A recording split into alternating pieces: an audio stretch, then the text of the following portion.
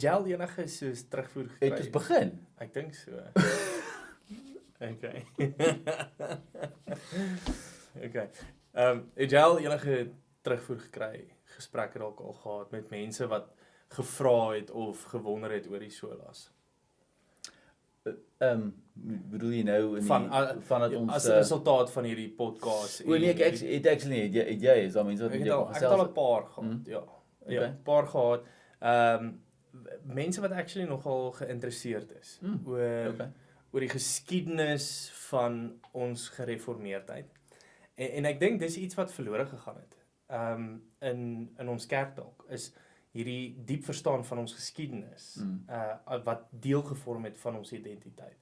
En ek dink vir vandag se tema wat sola scriptura is, wat amper half soos die grondslag was van Martin Luther se redenasie om te sê nee, hiermee stem ek nie saam met die Katolieke Kerk nie. Die feit dat die paus reëls gemaak het en gestaaf het, het hom gedryf om te sê, hoorie maar hierso is ietsie wat nie vir my sin maak nie, want wat die paus sê en wat die woord van God, wat die Bybel vir my sê, stem nie ooreen in hierdie opsigte nie. En daarom, toe hulle die solas gevorm het, was sola scriptura iets wat nogal sentraal gestaan het, en veral in ons tradisie vandag. Ek bedoel, elke kerk, as jy gaan kyk na die argitektuur van die kerk, die Katolieke kerk, wat is in die middel van die kerk? Dit is die nagmaaltafel en die doopfonds. So sakramente staan sentraal in die kerk, en die priester loop hier by die kant op. Hier aan die kant so, as hy vir jou preek, paddastoeltjie, pedestal daar. Hy preek vir jou hier so uit die hoekie. Ja. In die NG Kerk, wat is sentraal? Dis die kansel, Ja.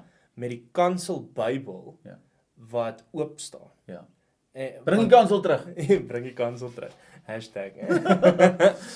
Maar die kansel met die Bybel wat oop staan op die kansel, wat is 'n simbool is vir ons, om te sê die woord staan sentraal in ons tradisie. Dan kry jy nou natuurlik ander kerkgroepe waar daar wat is sentraal? Niks behalwe die prediker of die pastoor. So die pastoor staan sentraal of die prediker staan sentraal in daai tradisies. Ja. Ja, nee, absoluut. So ek dink wanneer ons dink aan sola scriptura, dan is dit presies wat jy sê. Dit was 'n absolute reaksie op die feit dat ek dink binne die tydsraamwerk waarin Luther en Calvin geleef het, was die paus se woord wet gewees. Dit was inteendeel so erg dat as die paus gesê het oor hierdie teks, ek stem nie saam met hierdie teks nie, ons gaan die woorde verander, dan kon nie dat dit gebeur het nie, so nie daaroor stres nie. Daar's niks in die Bybel wat die paus gesê het dit moet verander nie, maar conspiracy ja, asseblief. Maar ek meen dit was so gewees dat as die paus gesê het, hoorie, ons gooi sommer hierdie boek uit, ons sê nou ons doen dit. Dan was dit die wet gewees. So dit was die paus het die gesag gedra, en die reformatore het net gesê nee. Ergens moet ons 'n bron hê, moet ons 'n standaard hê, moet ons 'n benchmark hê as jy wil, waar ons sê maar as ons enigiets wat gesê word deur 'n paus of deur 'n dominee of deur 'n wat jy ook al self wil noem, dan moet daar 'n standaard wees waaraan ons dit kan toets, en dit was die woord. Wat hulle net gesê het, die woord alleen, sola scriptura. Hieraan meet ons wat mense sê oor God, want God het reeds gespreek deur sy profete, deur sy apostels, deur sy seun Jesus Christus. As ons dink aan wie Christus is, hy is die Logos, die vleesgeworde woord. Wil jy nie vir ons iets daaroor sê oor wat Johannes spesifiek sê oor hoe belangrik hierdie beginsel is as Christus as die vleesgeworde woord, die Logos? Ja, dis interessant. En die feit hoe jy dit verwoord het ook, dat God het reeds gespreek. En dit bring ons na Johannes toe. Maar Johannes is uniek in die sin dat hy verbind hierdie goeders reg deur sy verduideliking of beskrywing van Jesus. En hy gebruik Jesus se beskrywing van homself in sy verduideliking van wie Jesus is. Jy weet, op geleenthede waar Jesus byvoorbeeld sê, ek is die weg, die waarheid en die lewe. Dit dit trek 'n bietjie terug na hoe Johannes die inleiding van sy evangelie hanteer. En dit kom neer op daai hele ding van in die begin was die woord bedoelende logos. En die woord was met God en die woord was self God. Met ander woorde, daar's iets aan die woord logos wat direk vertaal net woord beteken. Ja. Maar daar's 'n diepte aan hierdie wat hulle in daai tyd verstaan het as iets anderste. Dit vat my terug na byvoorbeeld Psalm 1, waar dit sê gelukkig is die een wat dag en nag mymer en prewel oor die Torah, wat die wet, maar ook eintlik in die sin die woord van God mediteer. So daar's 'n tradisie in die Jodendom gewees wat 1 Johannes gaan uittrek. En ook dan vir ons wys wat die Bybel eintlik beteken. Die Bybel is nie fisies eintlik 'n leerband met 'n klomp bladsytjies in nie. Want hierdie tradisie kom voordat mense goed neergeskryf het en alles, was dit hierdie verhaal tussen God en die mens. En mense het hierdie getuienis gelewer van hulle belewennisse van God, van hoe God homself geopenbaar het aan hulle. En dit het hulle die Torah of die woord of die wet genoem. Want dit was letterlik God wat sy karakter uitgestort het oor die mens en die mens wat dit probeer interpreteer het.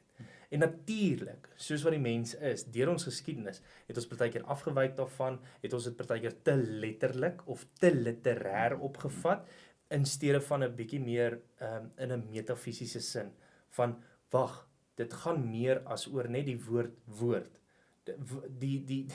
Die beskrywing in 1 Johannes sê nie, in die begin was die Bybel by God nie. Ja, die woord was die by woord God, die was woord was self God. En hierdie woord, in die konteks van 1 Johannes, of Johannes 1, ekskuus, van Johannes 1, sê eintlik, in die begin was die waarheid, die openbaring by God. Dit is wat hierdie logos, dit is wat Johannes probeer sê deur hierdie woord logos. In die begin was die logos by God. En dis waarmee God die wêreld geskep het. Die feit dat hy die mens die vermoë gegee het om te besin oor hom, om met hom in gesprek te tree, om met hom in verhouding te wees. En dit is waar hierdie idee of gedagte vandaan kom. En as jy die lyn eintlik deurtrek in terme van wie Christus is en wat hy doen, as jy kyk na die tipe gesprekke wat hy gehad het met die mense, na die as jy dan nou wil, die preke wat hy gedoen het, of die lering wat hy gegee het, dan sal ons sien, hy was besig om eintlik die wet en die profete, wat die gespreekte woord was, wat hulle, want dis 'n mondelinge tradisie, dit moet ons onthou, tot op 'n sekere punt in die geskiedenis het mense nog nie geskryf nie. So daar was 'n mondelinge tradisie wat verskriklik belangrik was en amper, ek wil sê, heilig was in die manier waarop hulle dit gehandhaaf het, dat hulle regtig dit getrou oorgedra het. Dis hoekom seentjies op 'n sekere ouderdom, wanneer hy sy bat mitzwa gehad het, wat een is bar mitzwa? Bat is die dogtertjie, né? Wanneer hy die bar mitzwa gehad het, het hy die eerste 5 boeke van die Torah uit sy kop uitgeken, want hy moes dit aan sy kinders weer oordra eendag. En as hy goed genoeg was hy gekies as 'n rabbi. Was eintlik 'n ongelooflike mooi tradisie wat die Jode gehad het in die godsdienst van Israel. Byvoorbeeld met Paasfees sou die gesin om die tafel gesit het, en dan was dit die jongste se werk aan tafel, as hy al kon praat, om vir die oupa te vra, oupa, en dit was die tradisie, was amper 'n liturgie wat hulle gehad het. Oupa, hoekom doen ons hierdie ete? En dan sou die oupa met hierdie mondelinge tradisie, met die woord, met die Torah, met die wet en die profete begin het, en hy sou die storie van Israel in Egipte weer begin vertel het, en almal sou geluister het, en hulle sou hierdie ding vertel het. En so het hulle kinders geleer, was in hulle monde. Deuteronomium 6, dis hoekom dit sê, praat met jou kinders, wanneer hulle stadspoorte kom, praat met hulle daaroor. Die ouers vra my baie keer die vraag, maar hoe moet ons dit hanteer? Hoe hanteer ons huisgodsdienste? My antwoord is altyd, vertel die verhale van die Bybel. Lees dit, maar moenie net dit lees nie.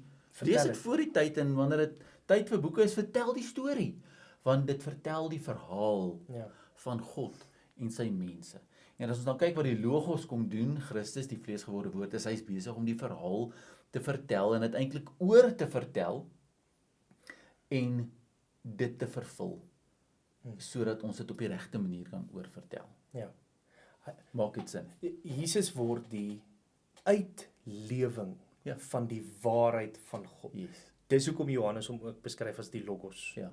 Want hy begin Ja. die evangelie van Jesus, Ja. die goeie nuus van Jesus wat gekom het, met hierdie ding van die gedagte van hy is die lig vir die wêreld. Ja. Wat is lig? Hoekom gebruik Johannes hierdie Ja. dualismes? Want hy bring 'n stuk verligting oor iets wat voorheen verduister was. Ja. Dis hoekom Logos gekoppel is aan waarheid. En dis hoekom Matteus 5 ook hierdie gedeelte doen waar Jesus aan die Jode probeer verduidelik.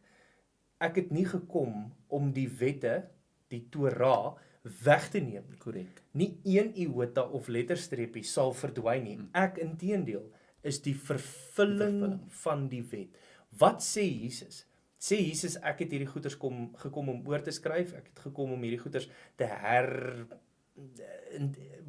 herinterpreteer of herdefinieer. Nee. Ek het gekom om dit te vervul. Met ander woorde, ek het gekom juis om vir julle klomp fariseërs, want dis waar die klem in Jesus se bediening gelê het, is julle het die skrif, julle het die Tanakh, wat dan nou die Torah, Nefim, Ketuvim is, julle het hierdie goeders, al die wette van God, al die profete, al die goed wat God met sy mense gedeel het, dis daar in boekvorm by julle, en julle mis die punt.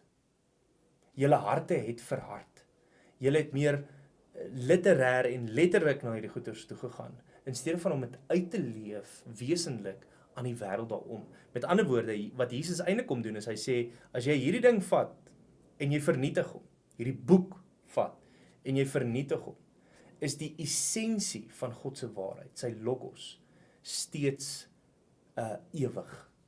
Dis hoekom Johannes ook so begin met, in die begin was die woord by God, met God, en dit was self God. Met ander woorde, jy kan nie die woord van God vernietig nie, want dit leef al in ons, dit is deurdrenk in ons met die Gees. En dis wat Jesus kom doen, hy sê, ek sal vir julle wys, hoe lyk dit wanneer die woord vervul word in vlees. En as mens nou fyn luister na wat jy nou gesê het, en ek dink die gesprek tot nou toe, en jy skerp, dan gaan jy optel, ons het eintlik al reeds iets oor sola gratia gesê, ons het al reeds iets oor sola fidei gesê, geloof alleen, ons het al reeds iets gesê oor sola Christi, solus Christi, dat solus scriptura kan ons juis die gesaghebende woord van God noem, kan ons juis as daai gesaghebende bron in ons lewens gebruik as die openbaring van God, want dit is onderhewig aan al drie daai goed, en ook aan die doxa, en dit kom nou nog, die sola deo gloria. Dis onderhewig daaraan. En dit spreek, dit praat oor daai goeders, dis amper die vervulling of die samevatting daarvan. En daarom, wanneer jy wonder oor, kom iets van God af, dan is hierdie die gesaghebende bron waarna toe jy terugkeer. Want dit is dis waaroor dit gaan, dis die verhaal wat dit besig is om te vertel. Dis sy openbaring aan die mens. En dis hoekom, ek dink jy het nou toe noem jy iets daarvan. Toe sê hy, dat God reeds gespreek het. Ek weet nie of jy net so vinnig ietsie daaroor wil sê nie, want ek dink, wat ons baie keer beleef, en dieselfde soos wat die paus in daai tyd, in 'n tipe van 'n gesag, sy eie woord en wet gemaak en breek het, vir die kerk, beleef ons is 'n soortgelyke element van dit, in die kerk en in die samelewing vandag. Ja, so, ek dink jy raak 'n ongelooflike belangrike ding aan, en ek wil net dit baie spesifiek soort van kwalifiseer. As ek sê, of as ons sê, God het reeds gespreek deur sy woord, dan sê ek nie daarmee dat God nie meer praat nie, dat God klaar gepraat het nie. Wat ek sê is, in terme van die openbaring van God, in terme van die van wie hy is, in terme van wat sy wil is, het God reeds, en dis ons verstaan daarvan, sy volkome en volmaakte wil in deur die wet en die profete en deur Christus aan ons bekend gemaak. Met ander woorde, daar is niks nuuts wat gesê kan word daaroor nie. In die sin dat as iemand of mense begin dinge sê wat nie gemeet kan word aan die woord nie en sê nee, maar dis nou iets nuuts wat God sê, dan is dit nonsens wat daai persoon besig is om te praat. Want God het reeds die volle openbaring aan ons geopenbaar en bekend gemaak in Christus. Sleutelwoord hier aan die skrif gemeet word. Korrek. Dis sola scriptura. Ja, dis sola scriptura. Ja. Ek dink wat ek ook gesien het of beleef het, in 'n sin met hierdie dinge is mense soek altyd iets nuuts. Ja. En ek dink dis wat vir my so mooi van Sondag se erediens, toe ons gesels het oor die Lectio Divina. Die woord is daar. Die openbaring van God is daar voor jou in die skrif. En alles wat God reeds gesê het, is toeganklik. Sy openbaring is toeganklik vir ons om in gebed saam met God te wandel in sy woord. Ja. En dis wat Lectio Divina is dis om te bid of biddend met die skrif om te gaan. En dis so 'n mooi praktyk wat absoluut verlore gegaan het, want die skrif in sekere tradisies het amper half sy hoe kan ek sê, sy gesag verloor. Die agterste plek gekry. Agtersitplek. Kom ons sê eerder dit. Het die agtersitplek gekry eerder vir mense of figure wat openbarings gaan gee en selfs emosies wat dinge openbaar. Ja. En dis weet jy wat is vir my die mees vreesaanjaendste ding is die feit dat die paus het dit gedoen. Tydens daai era toe iemand soos Martin Luther gesê het, stop. Ja.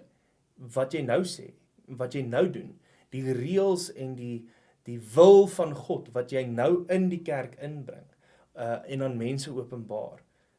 Ek het dit getoets. Dis nie wat die woord sê. En dis nie wat die woord sê nie. So ek dink wat die essensie is van hierdie boodskap is as 'n spulpunt van ons tradisie, is die woord sentraal. En ek dink in die gereformeerde kerke meer as enige ander tradisie, want die woord is regtig alles waaraan ons goed vorm, goed meet, waaruit ons tradisies en gebruike vandaan kom. So ons het 'n baie diep herkoms uit die skrif en die woord self uit. En ek dink dis hoekom ons in ons opleiding van ons leraars soveel moeite doen met tegnieke en of maniere om regtig moeite te doen met die woord. Dis amper die grootste deel van ons studies is om te kan gaan na die brontekste toe, is om te kan kyk na historiese kritiek, is om te kan daai goed help ons om regtig met erns en met verantwoordbaarheid, op 'n verantwoordelike manier die woord te lees, sodat wanneer jy sê op 'n kansel staan en sê met die grootste versigtiging en sê so spreek die Here, dat ek meen dit gee jou 'n nuwe respek vir jou amp, nee. Wel, vir om dit te doen. Ek meen dit is 'n eer. Dis rarig. Eer en 'n onmeetbare verantwoordelikheid dat jy dit met verantwoording doen. Ja. En nie net sommer net die op uitskiet en sê ek sê, jy weet, dis wat ek dink nie. Ja, ons laat verseker ruimte en as ek sê laat verseker ruimte, klink dit asof ek nou 'n plek hier maak. Dis glad nie wat ek wil sê nie. Ek wil eintlik sê die Gees is deur die hele proses betrokke. Die Heilige Gees is elke dag hier waar ons nou sit is die Gees met ons besig. In terme van voorbereiding vir 'n volgende preek en vir 'n volgende preek. Wanneer jy die woord oopmaak is die Gees besig om jou te begelei in die waarheid. Verseker, maar soos een van ons profees een keer gesê het, die Gees is nie 'n verskoning om die gesonde verstand wat God jou gegee het te gebruik om te lees en om regtig moeite te doen om te kyk wat sê die woord sodat ons alles kan meet aan die woord van God. So, ek dink die boodskap vir my hier vandag, en veral met die gesprek rondom sola scriptura, en ek dink ons kan nog vir 'n uur aan Ja, ons sal oor hierdie baie, goeders. Maar die essensie vir my is dat die idee of gedagte van sola scriptura is nie 'n mensgemaakte ding nie. Dit is iets wat van God afkom in die sin van Johannes 1 waar hy sê in die begin was die woord met God. Die woord was self God en dit word aan ons geopenbaar deur die lig wat Christus in hierdie wêreld ingebring het. Jesus het gekom en dat die woord kom mens maak en vir elkeen van ons gewys hoe lyk dit wanneer die sola scriptura tot sy hoe kan ek sê, tot sy heelheid kom, tot sy vervolmaking kom, wanneer die woord werklik uitgeleef word. En daarom is die woord ook die enigste bron vir ons van die openbaring van God aan die mens. En ons sal alles en elke liewe ding wat ons ooit doen, daaraan en daaraan alleen meet, want dit is ons bron tot ons verlossing. Ja. Geliefdes, mag jy 'n nuwe waardering vir die woord kry. Mag jy net weer vir 'n slag die woord optel en moeite doen en nie versie daarmee omgaan nie. Mag jy dit respekteer vir wat dit is. En jouself verloor in die verhaal en in die openbaring van God. Dat dit jou mag versterk in jou geloof, dat dit jou mag versterk in jou gesprek en in jou getuienis teenoor 'n wêreld en dikwels teenoor 'n kerk wat in sekere opsigte vergeet het hoe belangrik en hoe sentraal die woord in ons lewens moet staan. Soekend na sy identiteit. Ja.